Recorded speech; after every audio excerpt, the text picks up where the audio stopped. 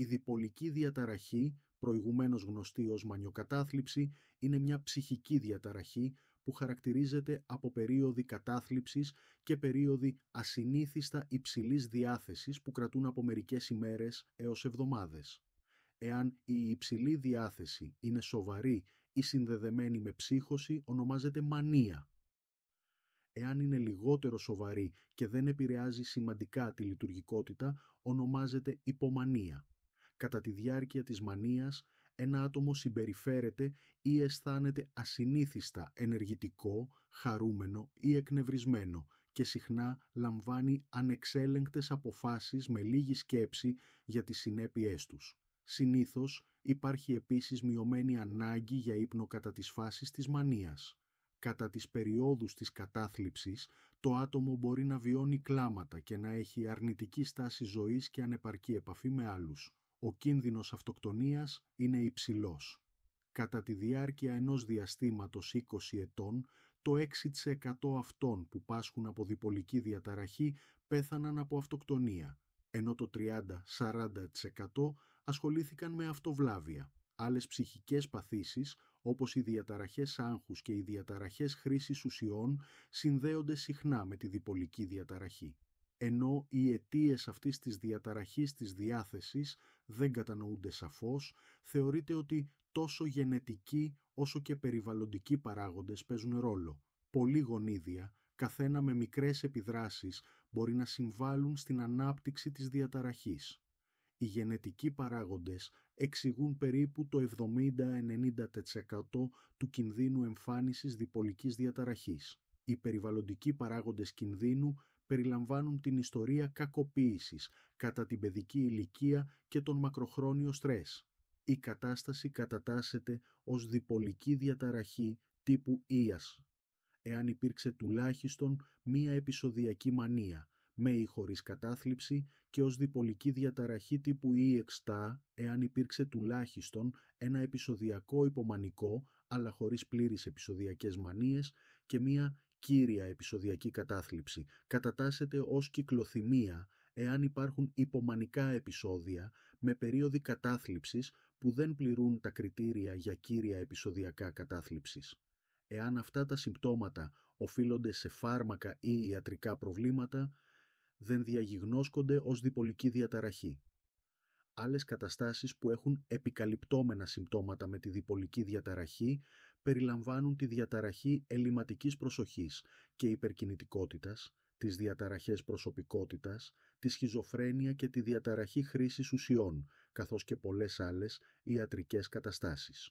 Η ιατρική δοκιμασία δεν απαιτείται για μια διάγνωση, αν και αιματολογικές εξετάσεις ή ιατρική απεικόνηση μπορούν να αποκλείσουν άλλα προβλήματα.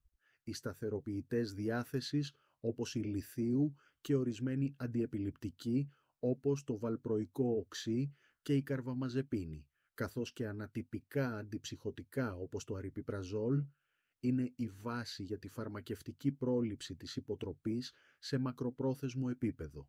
Επιπροσθέτως, δίνονται αντιψυχωτικά κατά τη διάρκεια των οξέων μανιακών επεισοδίων, καθώς και σε περιπτώσεις όπου οι σταθεροποιητές διάθεσης δεν αντέχονται καλά ή δεν είναι αποτελεσματικοί. Σε ασθενείς που η συμμόρφωση είναι ανησυχητική, υπάρχουν διαθέσιμες μορφές μακροχρόνιας χορήγησης με ενέσιμες μορφές.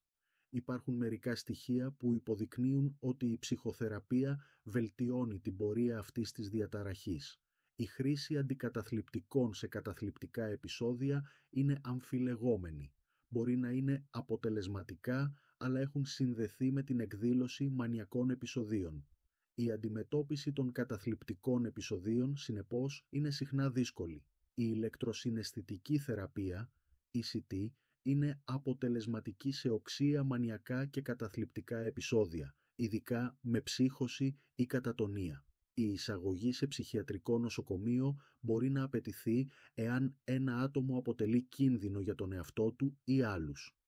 Η αναγκαστική αγωγή είναι μερικές φορές απαραίτητη εάν ο πληγωμένος άνθρωπος αρνείται την αγωγή. Η διπολική διαταραχή εμφανίζεται σε περίπου 2% του παγκόσμιου πληθυσμού. Στις Ηνωμένες Πολιτείες, περίπου το 3% εκτιμάται ότι επηρεάζονται κάποια στιγμή στη ζωή τους. Οι εκτιμήσεις φαίνεται να είναι παρόμοιες σε θηλυκά και αρσενικά. Τα συμπτώματα ξεκινούν συνήθως μεταξύ των 20 και 25 ετών. Μια πιο πρώιμη έναρξη στη ζωή συνδέεται με μια χειρότερη πρόγνωση. Το ενδιαφέρον για τη λειτουργικότητα στην αξιολόγηση των ασθενών με διπολική διαταραχή αυξάνεται με έμφαση σε συγκεκριμένους τομείς όπως η εργασία, η εκπαίδευση, η κοινωνική ζωή, η οικογένεια και η γνώση. Περίπου το 1/4 έως το 1/3 των ανθρώπων με διπολική διαταραχή αντιμετωπίζουν οικονομικά, κοινωνικά ή εργασιακά προβλήματα λόγω της νόσου. Η διπολική διαταραχή είναι ανάμεσα στις 20 κορυφαίες αιτίες αναπηρίας παγκοσμίως και οδηγεί σε σημαντικά κόστη για την κοινωνία. Λόγω των επιλογών τρόπου ζωής και των παρενεργειών των φαρμάκων, ο κίνδυνος θανάτου από φυσικές αιτίες, όπως η καρδιακή νόσος, σε άτομα με διπολική διαταραχή είναι διπλάσιος από αυτόν του γενικού πληθυσμού. Η ώριμη εφηβεία και η νεανική ενηλικίωση είναι οι περιόδοι με τη μεγαλύτερη επικράτηση της διπολικής διαταραχής. Η κατάσταση χαρακτηρίζεται από διαδοχικά επεισόδια μανίας, συνήθως, αλλά όχι σε κάθε ασθενή, εναλλασσόμενα με επεισόδια κατάθλιψης, με απουσία συμπτωμάτων μεταξύ τους. Κατά τη διάρκεια αυτών των επεισοδίων, άνθρωποι με διπολική διαταραχή εκδηλώνουν διαταραχές στην κανονική διάθεση, στη ψυχοκινητική δραστηριότητα, το επίπεδο σωματικής δραστηριότητας που επηρεάζεται από τη διάθεση. Π.χ. συνεχής ανησυχία κατά τη μανία ή επιβραδυμένες κινήσεις κατά την κατάθλιψη και στον κυκλάδιο ρυθμό και τη γνώση. Η μανία μπορεί να παρουσιαστεί με διαφορετικά επίπεδα διαταραχής της διάθεσης, από εφορία, που συνδέεται με την κλασική μανία, έως δυσφορία και εκνευρισμό, ψυχωτικά συμπτώματα, όπως παράδοξες πεποιθήσεις ή αλλουσινατορικές εμπειρίες, μπορεί να παρουσιαστούν και σε μανιακά και σε καταθλιπτικά επεισόδια. Το περιεχόμενό τους και η φύση τους είναι συμβατά με την τρέχουσα διάθεση του ατόμου. Σε ορισμένα άτομα με διπολική διαταραχή, τα καταθλιπτικά συμπτώματα επικρατούν και τα επεισόδια της μανίας είναι πάντα του πιο ήπιου τύπου υπομανίας. Σύμφωνα με τα κριτήρια του DSM-5, η μανία διαφοροποιείται από την υπομανία από τη διάρκεια. Η υπομανία είναι παρούσα εάν τα συμπτώματα υψηλής διάθεσης διατηρούνται για τουλάχιστον 4 συνεχόμενες ημέρες, ενώ η μανία είναι παρούσα εάν τα τέτοια συμπτώματα διατηρούνται για περισσότερο από 1 εβδομάδα. Αντίθετα από τη μανία, η υπομανία δεν συνδέεται πάντα με παρεμβολή της λειτουργικότητας.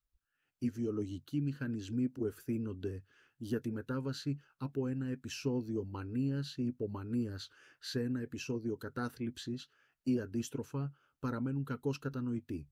Τα μανιακά επεισόδια, επίσης γνωστά ως μανιακό επεισόδιο, είναι μια διακριτή περίοδος τουλάχιστον 1 εβδομάδας υψηλής ή εκνευρισμένης διάθεσης, που μπορεί να κυμαίνεται από εφορία έως εκστατικότητα. Το πυρήνα του συμπτώματος της μανίας περιλαμβάνει αύξηση στην ενέργεια της ψυχοκινητικής δραστηριότητας. Η μανία μπορεί επίσης να παρουσιαστεί με αυξημένη αυτοεκτίμηση, η μεγαλομανία, αναβροχθιστικές σκέψεις, πίεση στην ομιλία που είναι δύσκολο να διακοπεί, μείωση της ανάγκης για ύπνο, απελευθερωμένη κοινωνική συμπεριφορά, αυξημένες δραστηριότητες με στόχο τον στόχο και παραμόρφωση του κριτικού συλλογισμού, ο οποίος μπορεί να οδηγήσει σε εκδήλωση συμπεριφορών χαρακτηρισμένων ως παραβιαστικές ή υψηλού κινδύνου, όπως υπερβολική σεξουαλικότητα ή υπερβολική δαπάνη. Για να ταιριάζει στον ορισμό ενός μανιακού επεισοδίου, αυτές οι συμπεριφορές πρέπει να επηρεάζουν τη δυνατότητα του ατόμου να κοινωνικοποιηθεί ή να εργαστεί. Αν παραμείνει ανεπεξέργαστο, ένα μανιακό επεισόδιο συνήθως διαρκεί 3 έως 6 μήνες. Σε σοβαρά μανιακά επεισόδια, ένα άτομο μπορεί να βιώσει ψυχωτικά συμπτώματα, όπου ο περιεχόμενο των σκέψεων επηρεάζεται μαζί με τη διάθεση. Μπορεί να νιώθει αναστατωμένο, διωγμένο ή σαν να έχει μια ιδιαίτερη σχέση με τον Θεό, μια μεγάλη αποστολή να εκπληρώσει ή άλλες μεγαλοπρεπείς ή παραλυρηματικές ιδέες. Αυτό μπορεί να οδηγήσει σε βίαιη συμπεριφορά και μερικές φορές νοσηλεία σε ψυχιατρικό νοσοκομείο για εσωτερική νοσηλεία. Η σοβαρότητα των συμπτωμάτων της μανίας μπορεί να μετρηθεί με κλίμακες αξιολόγησης, όπως η κλίμακα νεανικής μανίας, αν και υπάρχουν ερωτήματα σχετικά με την αξιοπιστία αυτών των κλιμάκων. Η έναρξη ενός μανιακού ή καταθλιπτικού επεισοδίου συνήθως προδιαγράφεται από διαταραχή του ύπνου. Τα μανιακά άτομα συχνά έχουν ιστορικό διαταραχής χρήσης ουσιών που αναπτύχθηκε με τα χρόνια ως μορφή αυτοθεραπείας. Η υπομανία είναι η πιο ήπια μορφή της μανίας, ορισμένη ως τουλάχιστον 4 ημέρες, με τα ίδια κριτήρια με τη μανία, αλλά που δεν προκαλεί σημαντική μείωση της ικανότητας του ατόμου να κοινωνικοποιηθεί ή να εργαστεί, λείπει από ψυχωτικά χαρακτηριστικά όπως παράδοξες πεποιθήσεις ή αλουσίνες και δεν απαιτεί νοσηλεία σε ψυχιατρικό νοσοκομείο.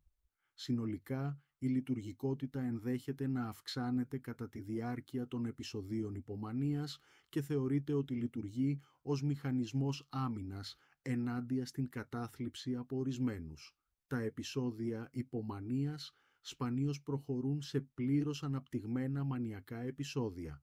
Ορισμένα άτομα που βιώνουν υπομανία επιδεικνύουν αυξημένη δημιουργικότητα, ενώ άλλοι είναι εκνευρισμένοι ή επιδεικνύουν κακή κρίση.